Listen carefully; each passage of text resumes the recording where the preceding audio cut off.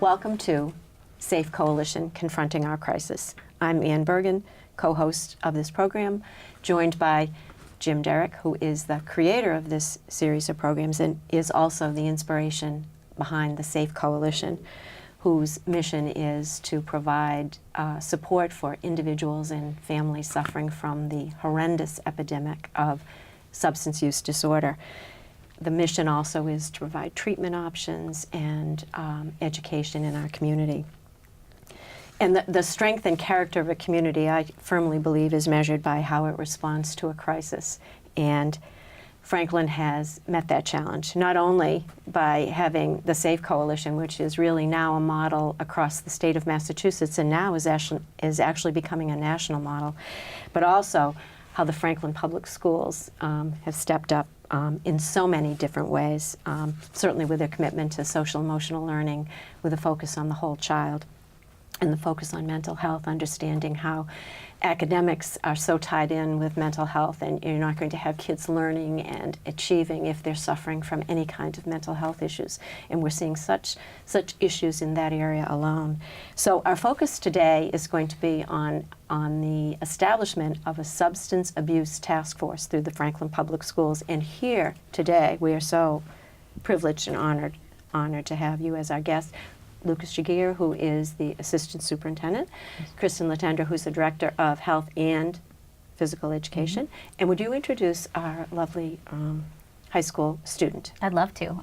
This is Siobhan Collins. She is a senior, graduating very soon from Franklin High School, and will be attending Penn State University in the fall. Thank you so much for coming and taking a day off. I know you didn't want to miss school today, and so we're glad you're here. So, Lucas, would you start off and just jump in as we go along, because I think it's really important for the community to hear the work that's being done and all of the people who are collaborating under your leadership. Would you speak a little bit about that? So the Franklin Public Schools Substance Abuse Task Force is a group, it consists of a group of engaged stakeholders that are really dedicated to developing strategies and supports to address the growing need for substance abuse prevention and intervention across our community. We have stakeholders that are from the medical community, police, our counselors, our school, our students, community members, parents, and elected officials and school committee members such as yourself, Dr. Bergen. So we're lucky to have this group of people who can come together. Jim often mentions people check their egos at the door, and I feel like we all are rowing in the same direction for a consistent cause. Yeah, I'm personally just very grateful for everybody around the table, and having been out nationally recently, just in Atlanta at a big conference, I talked to a lot of people that are in the prevention area that work with school systems. And when I mentioned this task force, and we'll talk a lot more about this task force as we go forward, and the work that we're doing, people really lean in and they want to know what the heck, how are you guys doing that? Because we're so often siloed, we're so often territorial, and this shatters that model, and we're thankful for your leadership and the superintendent's office leadership and the school committee for facilitating something like this. Sure, I just would add to that, Jim, and thank you for those kinds words. We really focus on 5 major areas. We focused on policy development. We have policies in place that help support our work and our mission. We also have school-based intervention strategies, community-based intervention strategies, strategies for working with families, and finally screening, and how do we develop tools and systems that allow us to continue to solicit feedback from our students, gauge our community, where is the need, and really try to identify where we can generate and put all of our resources to help. You know, I was remarking, or have remarked many times, that this committee is really a symptom of this changing environment, the changing landscape relative to mental health and substance use disorder in our communities. And importantly, it's focusing on the youngest among us. And Siobhan, you're a perfect example of exactly why this task force is here. You are a leader in the community. You've stepped up and said, I want to be part of the solution. What does it mean to you to be involved with the task force? To be involved, it's very inspirational to see that there are changes and everyone's working towards these changes, and it's very interesting for me to be involved in that because I can see one side of it, but then I can also see how it's changing and what it's going to turn into. Your voices are critical to have the voice of the student at the table, and we've got lots of them on the task force. Things are fortunate. changing so quickly relative to substances that are being introduced, vaping, just social media. As I was saying to you earlier, just to have a bunch of gray-haired people like myself, I'll limit it to me. Jim, I think Yeah. it's just a radio show. Yeah, right. Yeah. It's not going to do much. So, we're really thankful to have leaders like you on the committee. That's what I was going to ask about a little bit about is we know this whole epidemic is across the country, but certainly we can't have our heads in the sand relative to how it's impacting the community. I think it's really important that we keep our focus on what are the real issues that right now young people, particularly if we home in on young people, the substances that are out there, what's going on in terms that we really have to just make sure that the community is aware of. We don't want to pretend that it's not happening. Can we speak a little bit about that? Absolutely. We know that the teen years are years of experimentation, and we are hoping to do some prevention and then some intervention work if it gets to that level. Right now, our biggest substance abuse disorder type situation we're witnessing is the vaping at the high school and middle schools. Yeah. We don't know what's necessarily in the vape. We don't know if it's just nicotine, if there's THC. We don't know the long-term effects of vaping. So that's a really scary thing. Look how many years it took us to learn about cigarettes and the impact of cigarettes on people's health.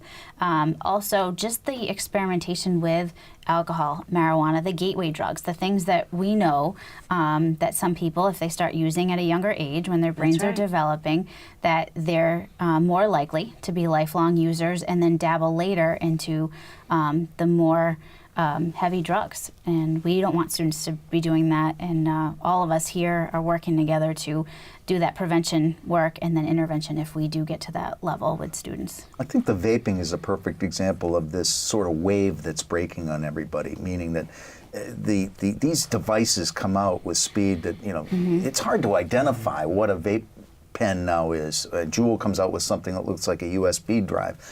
As a teacher, as a superintendent, as a student, you don't know what you're looking at all the time. The cartridges, you have no idea what's in them. It's daunting. So having a task force like this with multiple eyes, and you mentioned that we have police departments, we've got detectives on this task force that are helping people identify drugs and harmful substances, not only for faculty and superintendents, but for students and parents like me. It really does take that type of collaboration to stay ahead of this stuff. And one of their editorial, I find it very interesting that the Juul company, as an example, is funded by Big Tobacco, bought them, and corporate marijuana. So there is a reason why those types of entities are in bed. to use. Right. I have a question though. How come I'm just curious, we did so much work around smoking and stopping smoking and kids not smoking as much. And now we have something that could be just as, what is the attraction? I mean, do they not, people not understanding how harmful it can be, or is it just because it's the way it's marketed? Or? Yeah, I think it has to do with marketing and how it's described. Oftentimes when you talk to students who are in trouble, and I think back to my time as a principal and assistant principal, when you ask students about vaping, they'll say it's not as bad as, or some actually have had perceptions that it's healthy. Right. So I think you're combating this misinformation.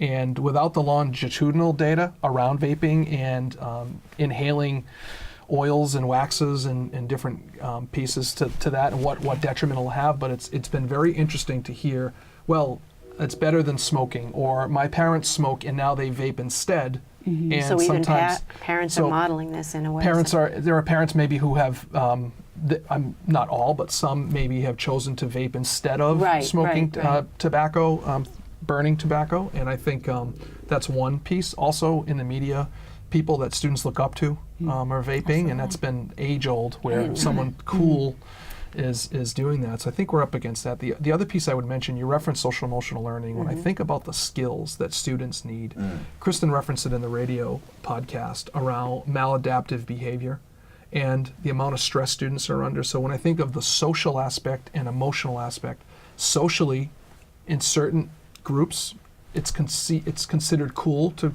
do things that others are doing, risky behavior, vaping, using drugs on the social aspect. But then I think about emotionally too. Some students use it as a way, it's a maladaptive strategy to deal with stress. Yeah, self-medicating. So I think when Right. we think about the whole child and SEL, as you referenced earlier, Dr. Bergen, I think we're really focused on skill development.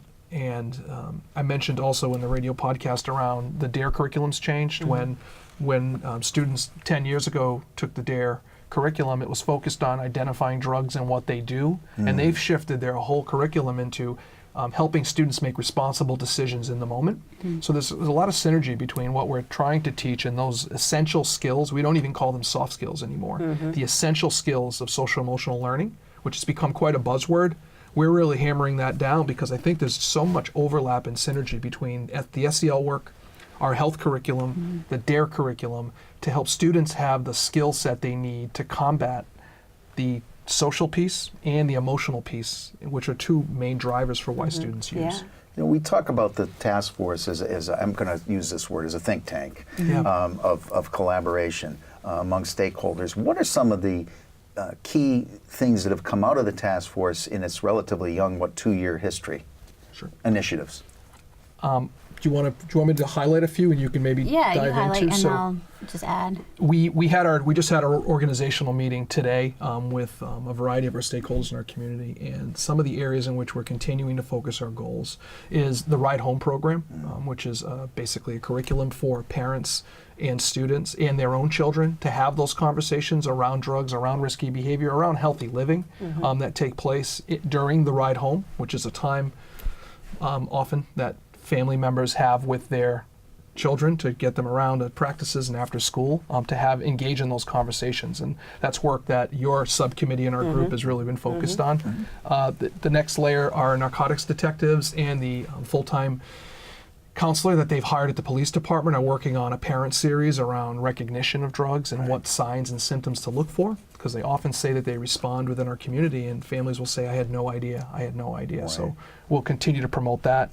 We also have been working on creating shared experiences for all of our middle school students as they enter high school, and tying that in with the high school experience that Ms. Latender oversees as well, so that students at each middle school can come and become one grade as freshmen, and we can draw on those experiences around that and help promote that message and continue it into the high school. And if I can jump in, Sure. also adding a piece to advisory, where middle school and high school students participate in a smaller group, making a connection outside of the academic setting with a teacher. So if some of these speakers or experiences that students are having, they can then go back to advisory and have deeper conversations, debriefing, and open up the conversation around substance abuse, mental health, suicide prevention, domestic violence. So it all ties into, being a good person. Even the World of Difference program is all tying in and being kind to one another, accepting of differences, and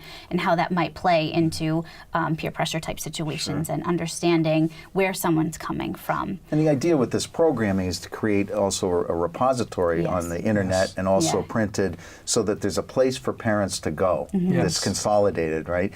Talk a little bit about some of the components. For instance, the William James program is a good Sure. example. Resources for people. So the William James College interface project they put together, we're one of 33 communities, and it's growing, that are part of the partnership with William James College. And what they offer is mental health referral services for any resident of Franklin. So it's not just students, and I can't emphasize that enough.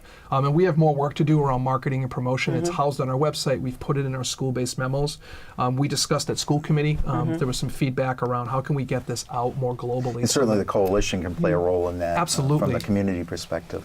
It's what focused, a great resource. It's great, and it's focused on connecting people in need with mental health clinicians that specialize in areas of depression, whether you're going through a divorce, substance abuse counseling, mental health, anxiety, all those pieces. And the beauty of being a part of a partnership like that, they identify and track what types of referrals come out of your town. And what they'll do is start to coordinate licensed mental health clinicians or service providers to your community that you need so we can avoid the wait lists that folks often mention when we are in meetings. I've been in countless parent and student meetings where they say, I'm trying, but I cannot get my child to be seen. And it's so hard because I feel like it often can halt momentum when you have a student and a family that are ready. Most And definitely. then 3 weeks takes place and nothing's, Yeah. you lose that momentum and you lose that ability for sometimes that little nudge people need, and we miss opportunities. So. And I think there's a message too, right? I mean, we're talking about record rates, sadly, of suicide, right? We're talking about record rates of substance use disorder. So we're messaging to people when we don't provide those resources that, well, you can wait a few weeks for that appointment. Yeah. It's just not that important. As a parent myself, you're struggling against, well, I don't want my child to have this problem, so maybe it's not as bad as I thought it was. Yeah. And it's Sure. completely backwards. And what you're saying with this program is, look, it's important, we understand that, so here's a quick solution. We'll continue to promote, and this is housed on the Franklin Public Schools website as Awesome. well, if you go and search for that information. And piggybacking on Sure. Lucas talking about resources, I think that's one of the most exciting pieces of the committee is that there's so many diverse individuals within the community that we are piggybacking on people that people know. And the Norfolk County District Attorney Mike Morrissey's office has been very supportive with the health program, but then even bringing curriculum to this committee. So Siobhan has been working with some of the curriculum that I received from the DA's office and Care and Treatment Centers. It's called Project Connect, and it's an evidence-based curriculum that is a smoking cessation program or nicotine cessation program, because we know that there's nicotine in those little jewel pods, and even the nicotine-free vapes actually have nicotine in it. When you open it up, there have been studies that show there is a little bit of nicotine in there, which is just enough to catch people. So that's another marketing concern that we have. But we've been talking about how we're going to roll this out in this school. We're starting to, at the high school, and based on Siobhan's feedback too, believing that, let's get students that if we're catching them vaping, there's a problem. Let's get them education. Let's get them cessation. Let's help them quit so it doesn't end up leading into more harder drugs down the road, as we know that many of these types of drugs turn into the gateway drug that takes them down a road we don't want to see them going down. One of the questions I was going to ask is, just in interviewing young people, you mentioned the stresses young people are under, and particularly from a high school senior perspective, when you talk about, because I had a number of interviews with young people, I just wanted to see get your impression of that, in terms of what do you feel the particular pressures that young people are under today? I think it really depends on the person. Yeah. For me, I put more pressure on myself than anybody else does. Yeah. My parents have always been the type of people that you try your best and that's all that matters. But for me, my best is the highest it can go. So I'm the one putting the pressure on myself to the point where even sometimes my parents are like, you need to take a step back, realize like it's not the end of the world. But depending on the people, some parents do put that pressure on their kids. And there's also just the assumption that you have to do well, that in school you can't, like, based on who you're surrounded by, you want to beat everyone almost. And that's not a healthy way to But be it's there. so interesting, Siobhan, because in almost every interview that I've had with high school kids, and not because it's not unique to Franklin, I don't mean that, but virtually every one of them has said, we feel so much pressure that we have to be in 50 million activities, we have to be a straight A. The pressures that they feel, because somehow they feel, and that's the cultural expectation, that you're not going to get into a college until unless you're in 50 million. Instead of enjoying the activities and choosing a few that you might love, there's this pressure, or that I have to take 82 advanced placement courses if I'm going to compete. And but if we're dealing with all the interventions, but we also, it seems, have to deal with this, Absolutely. Does that make sense? It does in make terms of sense. when you listen to what young people are saying, it's And I think that goes back to the using of the vaping. People started it as, oh, it's something new, or it's a way people say it'll make me less stressed. So it started as that because it was new and cool to do. But over the year or 2 years that it's been out and like very relevant, more of it's come out, and once they realize the problems that are associated with it, it's too late. right. And they just think, oh, I'm stuck now. But I love the vaping program that you That's what did. just I was going to say, if can you could talk a share little bit about the that? That was incredible. The Project Connect Yeah, program. yeah. vaping diversion. So we are looking to develop a couple phases of it, and it's still in the works. But if a student is caught vaping at Franklin High School, we want them to meet with a bunch of different stakeholders. So that means conversations with the assistant principal, conversations with the nurse from that perspective, the health perspective, conversations with the health educator, conversations with a counselor, and we want them to learn. We don't want this just to be a situation where they, have a suspension and then they, get the day off from school. We want them to really learn something from their experience and hopefully prevent that in the future. So that from there, if a student asks for help, even initially, or if a student gets caught again vaping, we want them to go through the cessation program. We want to help them quit, and it's a series of lessons that is to help with behavioral changes and looking at trying to reduce, reduction behavior first until they can finally quit.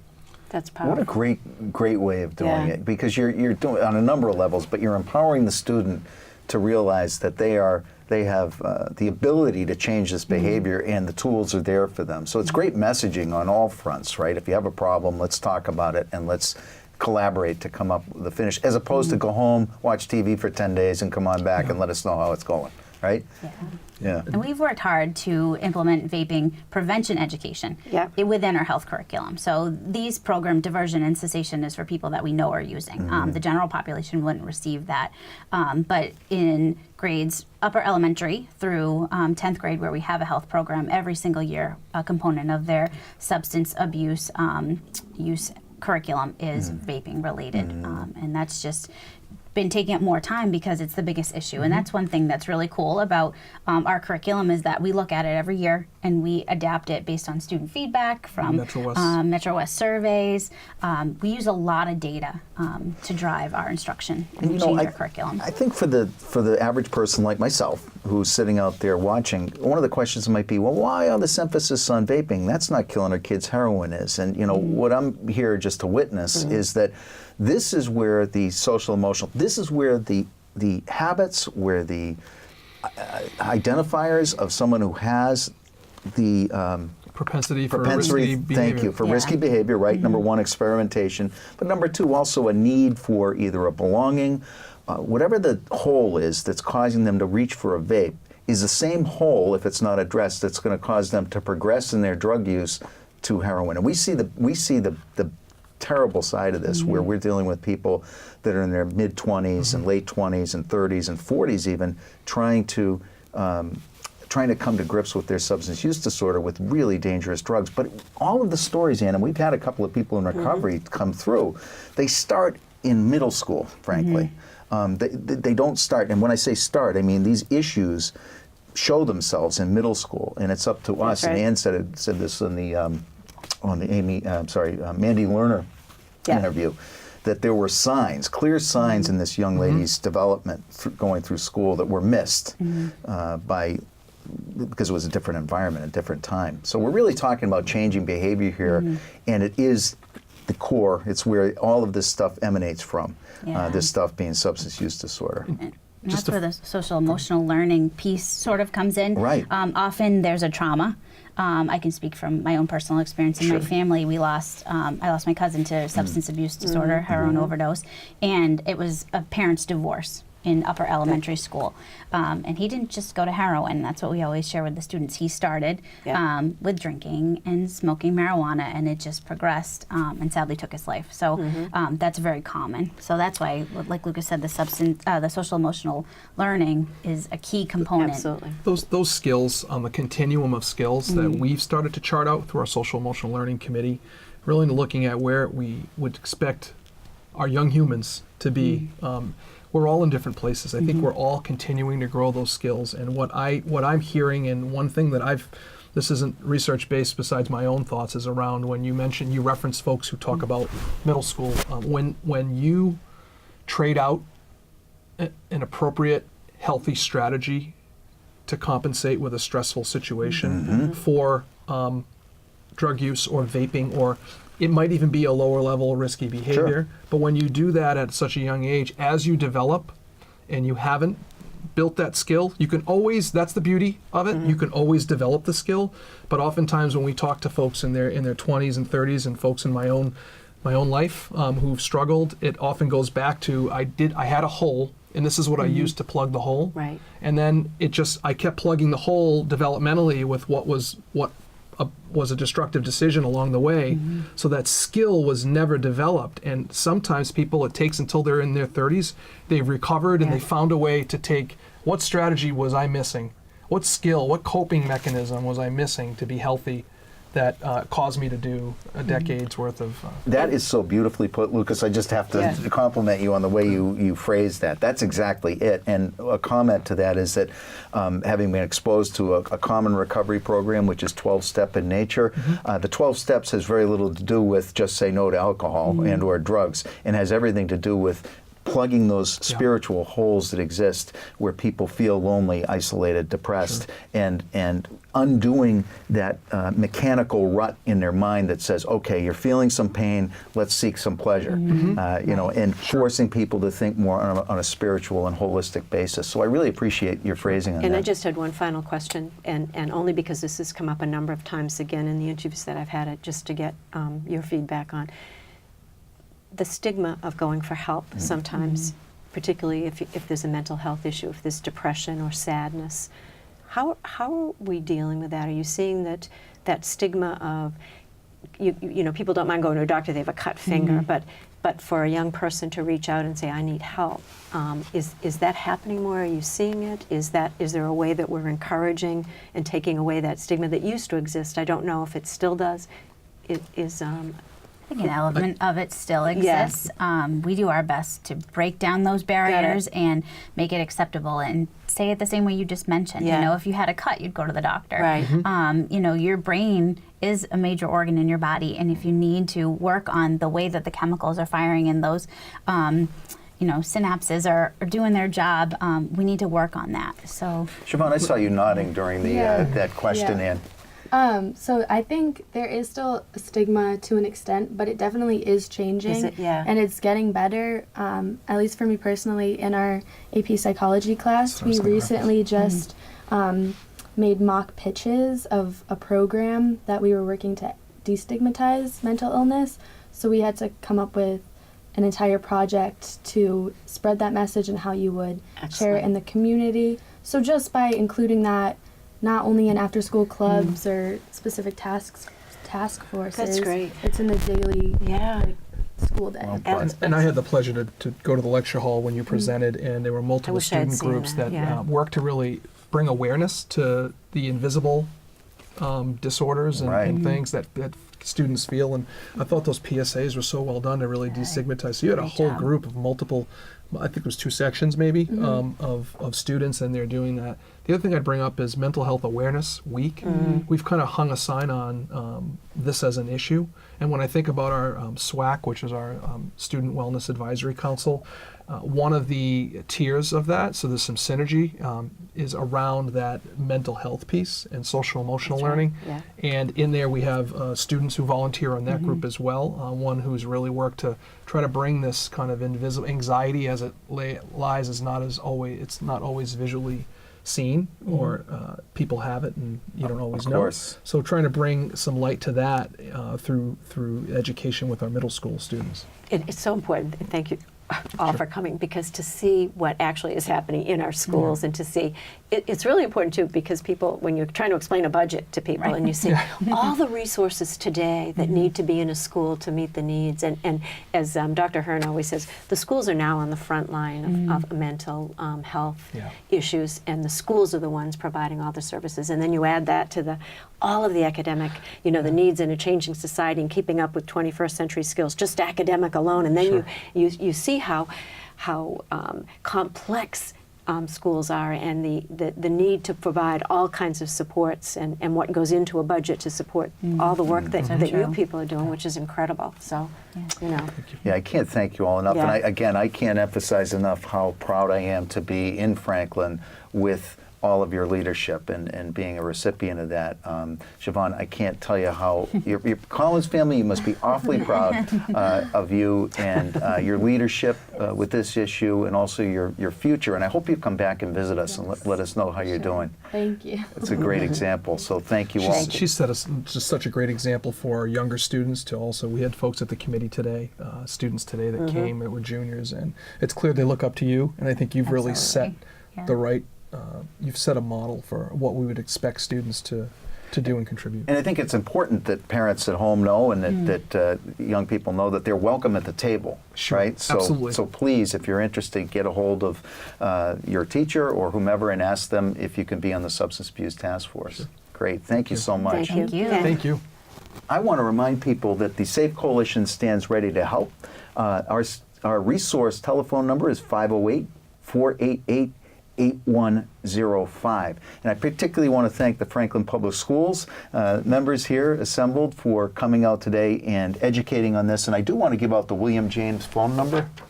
William James, again, is the service that has been employed by the Franklin Public Schools to help our entire community, anybody that's facing a mental health issue, substance abuse, divorce, depression, any type of issue like that. You can reach out to William James at the following number. It is 888-244-6843. You should see that on the screen right below my face. And William James will be happy to help. They are wonderful. They will connect you not only with the appropriate counseling, but they'll also match your insurance. And it's all local here, and it's a really, really terrific resource. Thank you all for bringing that up. So for my guests from the Franklin Public Schools and Dr. Ann Bergen, my name's Jim Derrick saying thanks for watching.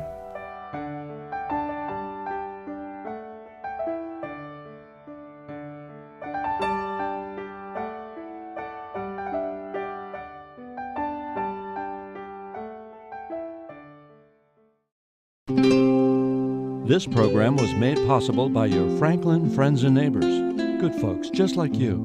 Thanks for supporting Franklin TV. And thanks for watching.